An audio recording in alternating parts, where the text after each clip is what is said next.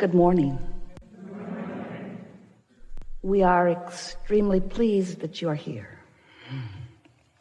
It is good to come together for the purpose of co-creating. Do you agree? Yes. You're knowing what you're wanting. Nice to want. Nice to have desire. Do you like the way your desire continues to expand and clarify? Yeah. And do you believe that you are, for the most part, up to speed with your desire? Do your beliefs match them? Do you believe what you want? Do you believe in your ability to be or do or have these things that you desire? We have enjoyed this interaction immensely. Because that's it, isn't it? When you have desire, which life will continue to help focus within you, and you're not contradicting your desire with a belief that opposes it. I want this, and I believe that it is in the process of becoming, and I am satisfied with where it is right now at this phase along my path. Now that's the perfect emotional vibrational stance. When you recognize that there is always going to be something more that you will want, you will never be in a place of completion ever. So as long as you are happy in your eternal incompletion, then you can live happily ever after. But if you need a condition to change, if you need a situation to be different, if you need that phone to stop ringing before you can be happy, then you're, as Esther says, screwed. Because there are always conditions that are going to be out of your control. In fact, more conditions are out of your control than are in your control when you take on the whole of everything that you may be giving your attention to. So the key to living happily ever after, having all of the success that you were born to have, and by success we mean alignment, joy, and everything that will follow that, which is everything you desire. The key to that is understanding that you are a vibrational being, first and foremost. You are beautifully manifested in your flesh, blood, and bone. Your ability to see and hear and smell and taste and touch this magnificent time-space reality is something that you came for too. In other words, you came for this leading edge manifestation. And the manifestations of all of the things that surround you, the experiences, the people, the life, all of that is leading edge manifestation that you came specifically for. You didn't come to sit over in a corner and meditate all day. You came to live life fully, to focus fully within it. You came to flow your consciousness into this time-space reality, but you also intended something that most humans are not very good at accomplishing yet. You intended to tune yourself to the frequency of the whole of who you are, so that the whole of who you are is having this moment in time. And that requires a handful of things. First, you got to understand that you are vibrational and that the entire universe is.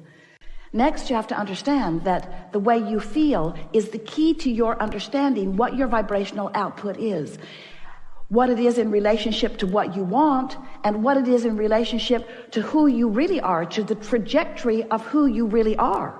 Who were you when you made the decision to come into this time-space reality, to focus into this body? Who were you as a consciousness? You were consciousness who knew your value, who came with great interest. You knew your worthiness, you knew your capability, you knew the potential of being here. And when you get off track from knowing who you are, from knowing your value, from appreciating where you are and who you are, then you begin to practice vibrational frequencies. They come to you in the form of the thoughts that you think. Eventually they become beliefs, because all a belief is a thought that you keep thinking, is a well-practiced thought.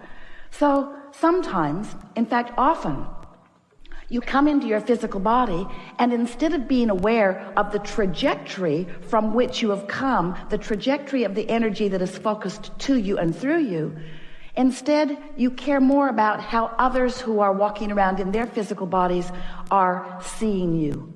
You care more about what their response to you is than you care about, and here's the important word, than you care about your own source energy response to who you are.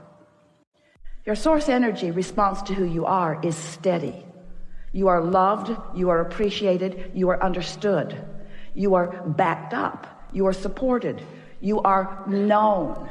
You are pure positive energy from the perspective of source who sees you, hear it, unconditionally. Source knowing your value regardless of where you stand in any moment in time. But for you, often, you don't stand in an unconditional place. You come into a situation and sometimes you respond to the condition of where you are. When the gang gathered last night, getting this room ready for you, the air wall was up here, and there wasn't room for all of you and all of this.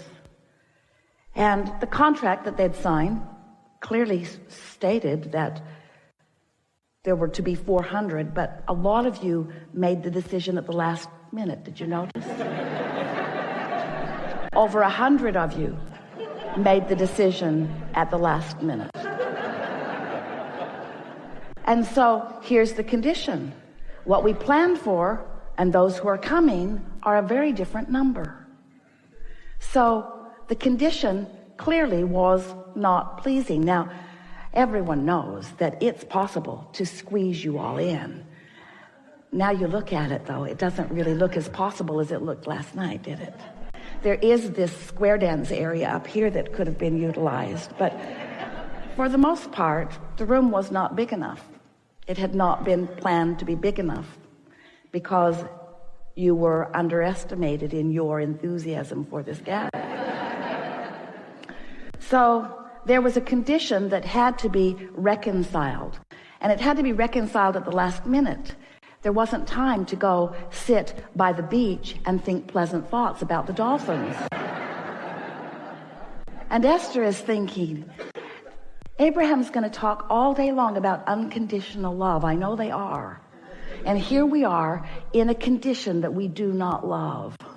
And we cannot take our attention away from the condition because we are up against it. And that's what happens to you sometimes, isn't it? Is that you walk into a situation that is the result of the momentum that has been moving along. And now you're standing there in the middle of it. And if you are like most humans, you respond to the condition. But here's the thing that matters most. What do you do next? Someone said the other day, Abraham, how does one? She meant, how do I? But how does one? I have a friend.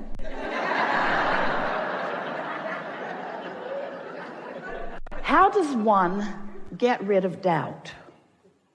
And we said, you get rid of it before you get it, which is totally annoying. Because once you've got it, Abraham, you squirrely ghost. How do you get rid of doubt? Well, doubt is the way you feel when you're focused upon something and have been for a while that you believe that is contrary to who you really are and what you really want. All negative emotion means exactly that. Your life has caused you to expand into a new vibrational becoming. How do those words set with you? Do you like knowing that you are constantly becoming something that is more? But the tricky thing about that is, since you are constantly becoming something that is more, you've got to vibrationally figure out how to vibrationally keep up with what you have vibrationally become. Did we mention that you're vibrational? In other words, you cannot expand as life will constantly cause you to do and not keep up with your own expansion and feel good at the same time. So you have to care about the way you feel. That's the way you keep up with your expansion. But caring about the way you feel means doing something about the way you feel regardless of the condition. And that's where the term unconditional love comes in. Humans have been using the phrase for a very long time, and hardly any of you really understand what it means. You think unconditional love means look at some rascal who is really behaving in a bad way and just don't say anything about it. Don't rat him out. Don't talk to somebody else about him. Don't get him fired. Just love him unconditionally as you despise his behavior and most other things about him. And we say, that's maybe what you might call tolerance. In other words, you're putting up with it. You're not freaking out about it, but it is not unconditional, because this condition that you are focused upon is an opinion that differs from the opinion that the source within you holds about it, because the source within you is holding an unconditional point of view. Well, before this day is over, you're going to understand completely why we from source are able to hold things from an unconditional viewpoint. We'll give you a statement that you may be ready to receive, and then we'll fill in the gaps as we continue over the next few hours. But the reason that we are able to focus upon any situation unconditionally is because the current conditions, or the what isness of whatever it isness, doesn't mean diddly squatness. In other words, what is doesn't matter, because what is only a temporary reflection of the vibration that you got going on. So we want to explain to you what we mean. You were source energy before you came into this physical body. And a part of you is focused here in this physical body, but a larger part of you is still non-physically focused. You are source energy, and a part of that source energy is focused here and now. So in your human form, you sift through, you know what you don't want, you know what you do want. You continue to sift through the data, and you constantly, whether you know you're doing it or not, are launching rockets of desire. We call them rockets of desire. They're your personal preferences. When someone's rude, you want them to be nicer. When you're rude, you want to be nicer. When you don't have enough money, you want more money. In other words, life just causes you to sift and sort and launch these rockets. So this vibrational becoming is happening constantly, and it is a vibrational becoming. Now, it hasn't manifested yet, therefore it's unconditional. You see what we're getting at? It hasn't manifested into conditions for you to observe. It hasn't manifested into a condition that is unpleasant or into a condition that is pleasant. It's a vibrational rocket of desire that has created.